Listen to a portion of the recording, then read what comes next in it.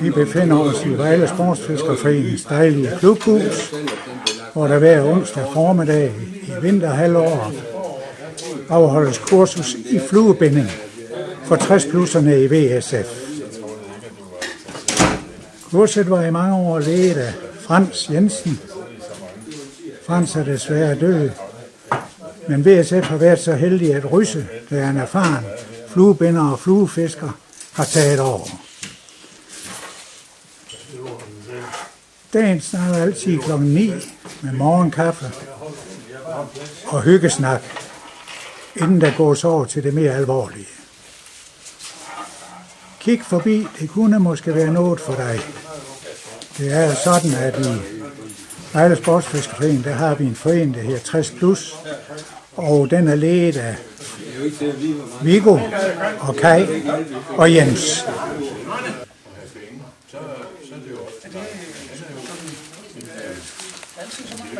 Nej, som regel 10, 9 eller 10. Kai, der taler med et nyt medlem. Ja. Fluebinderlaget i hvert fald. Det er det, ja. Og som I kan se, så bliver det taget godt fra sig af rundstykker og det hele. Jeg har en god appetit, de unge mennesker. Ja.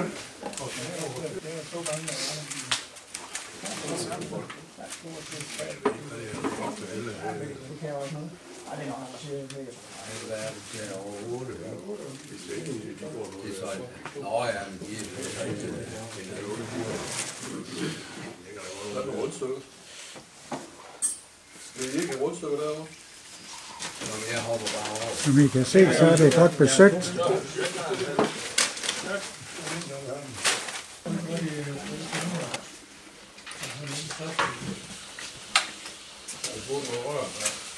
Nu er vi ved at gå over til fluebindingen.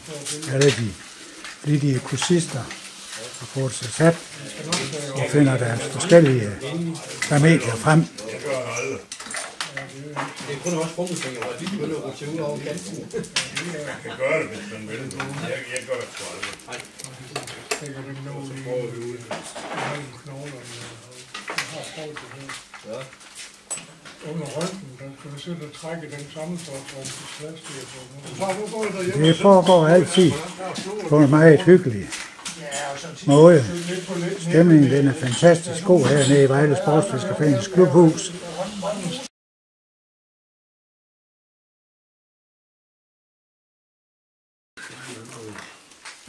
Så skal vi lige have første. For tyk rør går man egentlig op til. Der har vi Jens. Det er fandme højt forskelligt. Jeg bruger altid det tyndeste. Ja, det er fordi, at en kone, hun får jo ilt. Og så den sidste del af slangen, der går op. Ja, ja. Ja. Og det er sådan noget stift noget. Fik du det? Jens, hvad er det, du er i gang med at finde nu? Ja, det er jo sådan en rørflue. Ja, er det den, der her No Name, eller? Ja, ja. sikkert nok. Ja. Jeg ved ikke, hvad den hedder, men det er en, som vi har fundet den på hjemmesiden. Det er den sort flue, Er det den, du... den, der er på vores hjemmeside, hvor der står, at vi starter op med at binde. Skal vi så have sådan en fin krop? Ja. Til han overlæge. Jamen, de får vel tillæg. Jens har været med i mange år til fluebinding. Og er samtidig tagholder i det der her Klub 60 Plus. Det er noget, Vejle Sportsfiskerforening sætter stor pris på. Vi glæder os jo til at komme og fortælle løgnehistorier. Men vi holder os til sandheden så vidt muligt. Det er jo så lige det nu. Jeg lige kig mig lige i øjnene, Jens. Jeg sagde også, at det var så vidt muligt. Det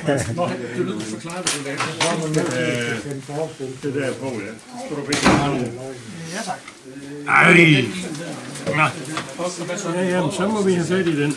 Vikler det. Gør det på dernede på den ene. Så skal du have cirka en centimeter op. Her i midten her. Nej, lidt på den. Tændsel. Jo, det er fair nok. Så må vi se, om vi kan undgå at tæve det halve. Det er fint. Det er kun en centimeter. Den der guld indad. Ja, det har du. Det her, hvor langt skal det? Sådan et lille stykke? Cirka en centimeter. Viggo. Jeg vil lige være til 10 centimeter. Det er Arne og Viggo, der er i gang her. Så blev det 15.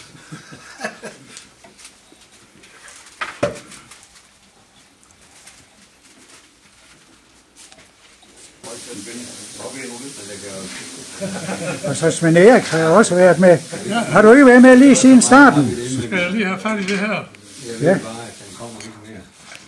Det har jeg læst. Det er vist mange år i boomsrapport. Passer det? Jeg ved ikke, hvad det var. Er der ingen af os, der kan blive ugens rapportbil? Er der ingen af os, der kan blive ugens rapportbil, og vi godt gøre den, for den så folde ud? Så må vi jo folde ud, mand. Ja, der bliver foldet ud, mand. De har aldrig set noget lignende. Her har vi fluen, som er dagens opgave. Og den her No Name. Bare giv. Sølv, det er den her. Og den skal ud af. De er flittige. Det er små, der fra den anden side, ikke? Nej. Har du hørt prøvet at spørge på mig selv? Der er der blevet lavet. Jo, godt, det er ikke mere nu. Nej, så stopper vi den, der var der. Den smutter rundt på den her. Det bliver så meget gas. Den er ikke firkantet. Så laver vi så må man, vi skal have noget dubbing på her. Så må man lave med en dubbingløb, eller bare rundt om Svend det. Erik, Bestemmer man selv. der kommer noget. Der kommer noget doping rundt. Vi skal have doping på nu. Dubidup. Ubi-dubi.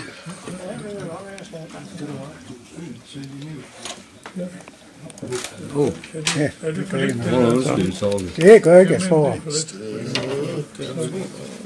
Så skal vi klippe den der, skal vi? Jeg havde glemt at kigge mig over skulderen. Jeg vidste godt, fotografer, de napper en. De er alle steder. De er nærgående. De er alle steder. Det her, det passer med ryst. Ja, lige lidt med en centimeter cirka. En ren paparazzi. Ja. Dreng, det skal det.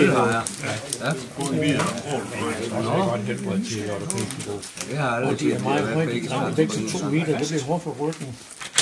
Hvis ved at være der, så. dem, der skal assistere, er små, og de ikke har en skammel på. Ja, men de er 1,96 begge drenge. De var hjemme hos os, fordi de har spillet til volleyballstævne. Og de har begge to lige løbet Ironman ned i Spanien. Nu kommer der en. De er det virkelig aktive. De er trods alt. Hvad skal det være? Bare sådan en lille. Er det for lidt? Det er rigeligt. Det er rimelig igen. Det er rigeligt, så tager han dobbelt så meget. Den skal vi binde på foran, så helt op til. Så laver jeg sådan en dubbing-lykke der. Og den går helt op, næsten op til spidsen. Ja, på den. Der skal lige Se være plads til. resultatet, det er faktisk meget flot. Den vingerværk der. Er du allerede kommet så langt? Ja, nå det. Ja, sådan. Nej. Det er meget flot. Ja, det er rigeligt. Det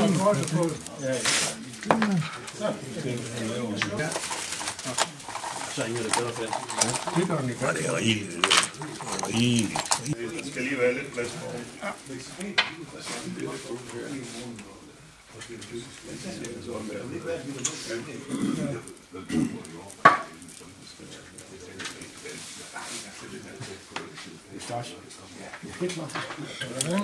Det er næste gang.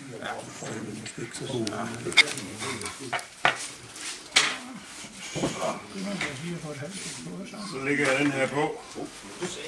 En orange. Det skal være snige lidt til den.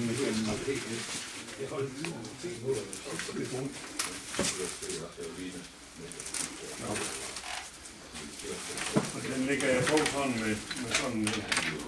med lidt rundt her, sådan så den kommer til at nå det meste af vejen rundt.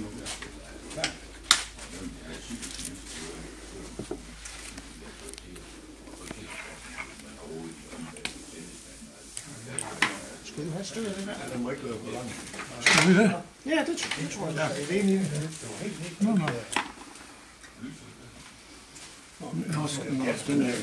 Så den går du rundt om med, ikke? Jo, den skal sådan. Den Må den godt være krop fremad. Det bliver krop, det er ikke som krop. Er det for meget? Jeg synes, det er så det gør jeg. Det er forkert. Er det for lidt, det her? Du skal lige ud igen. Så det vil sige, at man gør sådan her, og så bare lige den. Ja, sådan så det kommer til at fylde faktisk næsten hele vejen rundt om fluen. Lidt over på den her side. Ja, det er også det. Ja.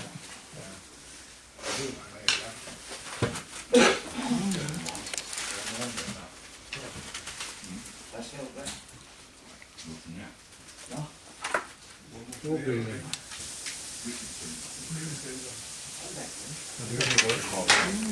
har en dubbing først til mig. Hvad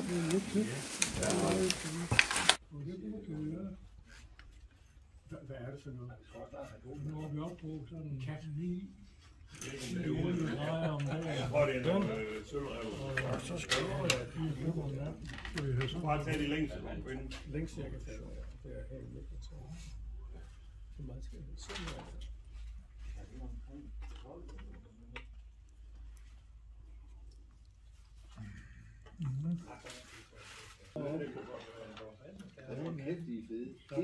Det bliver virkelig godt til sagen. Det er dejligt at se.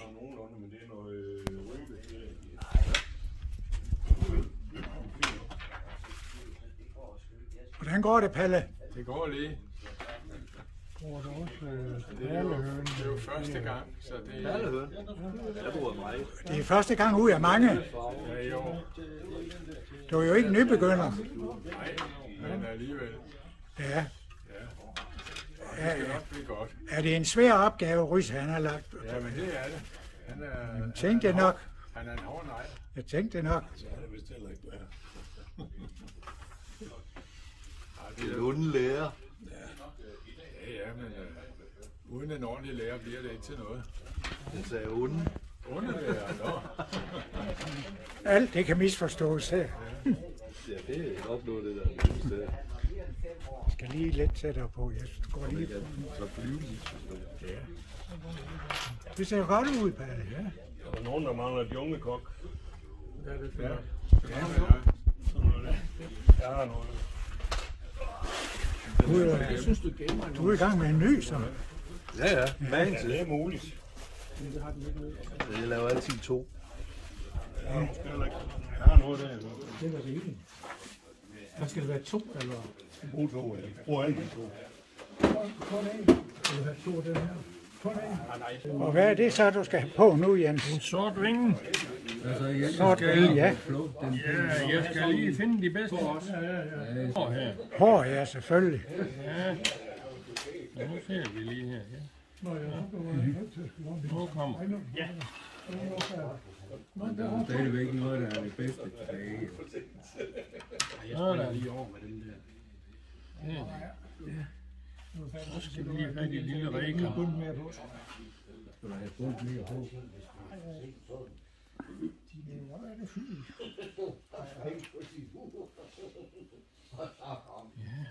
Nej, fandt noget af det, så skulle du have sat en vinge på, som du kunne kigge igennem.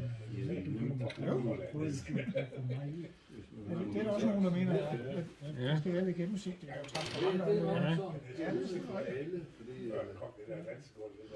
Det skal jo sidde også fast. Det er jo det skønne ved det, vi laver her. Der er frygtelig mange teorier. Ja. Hvor kommer du så fra, Arne? Jeg kommer inden fra Grejsdalen af. Nå, hvor Grejsdalen? Nå, Så ja. det er jo lige rundt om hjørnet. Ja, ja. Er du Fynbo? Nej, det er kun noget, jeg bliver kaldt. Nå, ja, ja. Jeg er fastringen, der er jo ikke nogen, der ved Nå, det. nej. Okay, ja. Jeg bliver altid kaldt Fynbo. Også selvom jeg har boet her over siden 92, det synes jeg jo burde. Ja. Man var lidt indfødt, men det er man ikke. Ja, du har stadigvæk lidt accent, men Kommer jeg ikke af det. det er fint. Den hænger jeg på.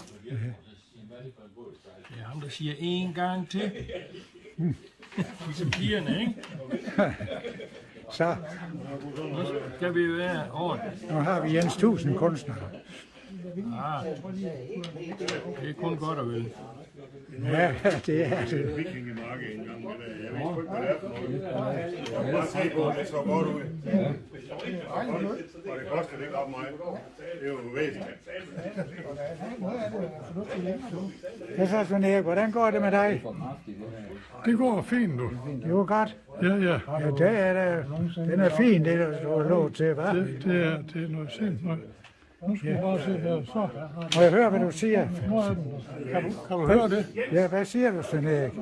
Jeg siger ikke noget. Nå, Jeg siger, det går godt. det var godt. Ja.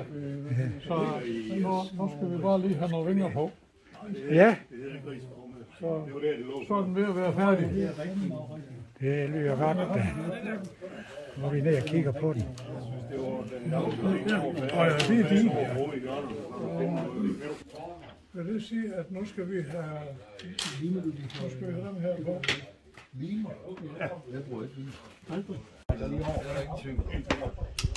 Det er hellere bruges lim til at få den ind af en tung flue. Og så er vi færdige, så skal man klippe.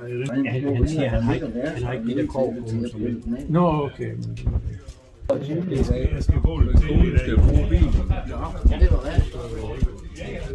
Hvad er det for den? Det er den rem, der du vil have på. Jeg skal lige have det med. Den gamle rem og sætte den ud på. Det er John, er det ikke? Jo. Ja, det er egentlig nok. Ja, her har vi John med nogle 2 fine færdigbundne fluer. Ja. Det tog du ikke lang tid om, hva'? Nej. Du var også gammel i går. Så Du har været medlem i mange år. 10 minutter lave sådan en, hvis du har delene frem. Hvor mange år har du været medlem, John? Snart 30. Jeg satte lige munden for jer, så kom den frem igen. Det var jo helt spændende.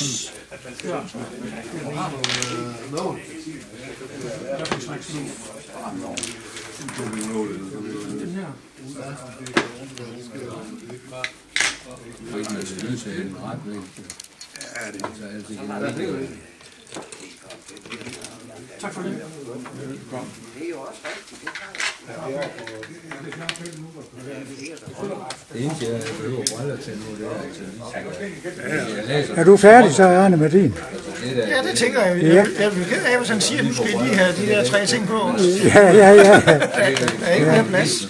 Nej. Vi skal lige have noget væk på den. Der kan du bare lægge noget blytråd. Den må have spillet af. Nu har jeg jo sådan, jeg vil ikke sådan her. Nå, ligger det i bilen? Nå, ja, det gør du er ned til rør i hvert fald. Det er perfekt.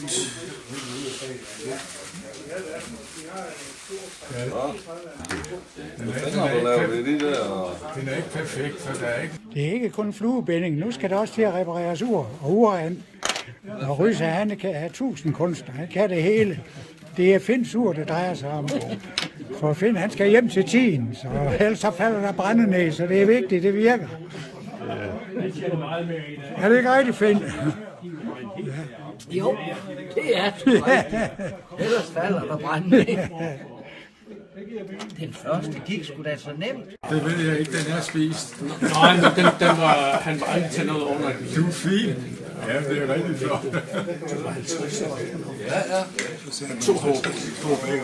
Ja, han er måske skrevet på 52. 52, ja, det er en pæn bagel. Wow, hvor det fandt ud fra, var det? Ja, han kan det være. Ej, hvor den flot, den er meget udviklet, den her. Det er sådan, en hjemmelavet spiller. Wow. Ham der Torben Brødersen. Det er hans Kom en lille bitte på, når jeg Jeg var nede den aften, hvor han lige har bundet det på. Ja. Det er godt. Det er godt. Så kommer der sådan en ryg op. Der var 20 cm bred. Det er løg.